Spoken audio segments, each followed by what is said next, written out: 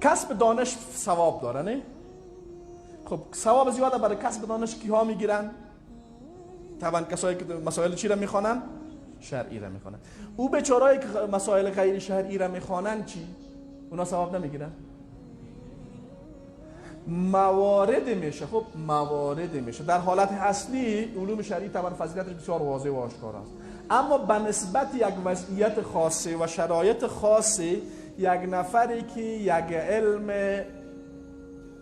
علم چی را یاد گرفته، به اصطلاح دنیوی را یاد گرفته، به مراتب ثواب کاری که میکنه نظر به وضعیتش از 10 نفر دیگه که علوم شرعی را یاد گرفتن ثوابش بیشتر میشه.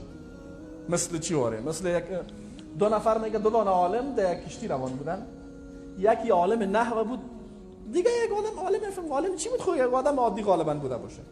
یه عالم نحو از پرسان کرد که او آدم می تو نحو یاد داری؟ و مثلا کسی بودم سلام علیکم که نحو نمیفهمیدم. من میگم متن عربی نمیخونم، باز من میگه چه غلطی داری؟ من نمیفهمم دیگه. یا قواعد هم میفهمم، در میرهای تطبیقی زیاد متوجه نمیشم، در خواندن از پیشم خطا میشه. یه عالم نحو بر از اون نفر میگه تو خلاص زندگی نصف زندگیت میگه تباه کردی، تو نحو رو نمیفهمی. تو اینا ابو طالبان میگه والا خیر چطور کنیم دیگه. کم وضعیت چی میشه؟ وضعیت بحرانی میشه، کشتی در حال چیز چپا شدن است. این نفر از عالم نحو پرسید میگه تو ابوزی یاد داری؟ میگه نه تو کل زندگی تباه شد. دقت کردین؟ یالا من میگم تو کلام نحو را برال اینجا چی کار میکنه؟ یا ابوزی کار میکنه در کجا نمیفهمی که این کلمه جر میگیره و جزم میگیره خلاص زیادش. پس مثلا در یک جامعه یک مرض خطرناک آمده، متوجه شدین؟ این مرض خطرناک آمده، 1 تا دکتر است، 10 تا ملا، متوجه شدین؟